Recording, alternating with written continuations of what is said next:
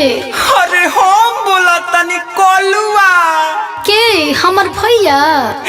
अरे ना रे तोर सैया रे ते सुधरबे कि ना रे? का अब हम बिगड़ गइल बानी। पहले सैया कहत रहलू भैया कहतरू। ते हमरा ससुर में चैन से ना रह देबे का रे? ना देख लियो जे हम रोवत तनी नु ओ हमर रोवल तरफ पड़ जाई आ तोर मरद बानू पोटा चुआ चुआ के मर जाई। ए देख लियो हमरा मरद के बारे में कुछ बोल देला तो तार मुछिए नोच ले हैं। का रुक तोरा के बताओ तनी। डीजे सुमित सतीश रैना, डीजे सुमित सतीश रैना, डीजे सुमित सतीश हमर रोइले बाजा के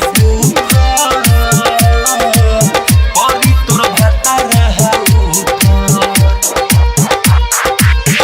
हमर रोइले बाजा के बूफा औरी तोर भाता रहू। हमर रोइले बाजा के बूफा औरी तोर भाता रहू। काहे हमके भुलाइले काथी पलो भइले रे हमके भुलाइले काथी पलो भइले बाटे उ हमसे कसुपर परी तोर भातारा डीजे सुमित सतीश रैना, डीजे सुमित सतीश रैना। देख लियो हमार सारा फल बाव ना जाई तार मरद के कुछ ना कुछ हो जाई ना तो हमरा से बतियाओ। Presented by Lovelet Films Production. दिले बड़े हमारा ते छतिया में पीरा रे परी तोरा देहिया में गतर गतर कीरा रे। तोरे परी हमरा ना। अरे दिले बड़े हमारा ते छतिया में पीरा रे परी तोरा देहिया में गतर गतर कीरा रे। काटो तारे चानी हम पछतानी काटो तारे चानी रे हम पछतानी कके यकीन तोरा ऊपर परी तोर भातारा ऊपर।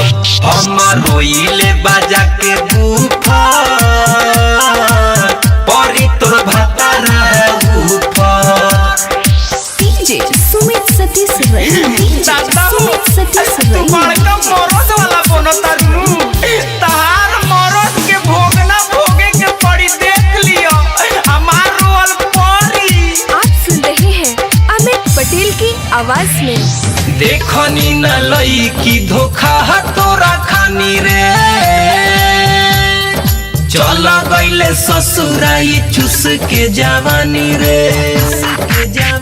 अरे देखनी न लई की धोखा तोरा खानी रे चल गईले ससुराई चुस के जवानी रे।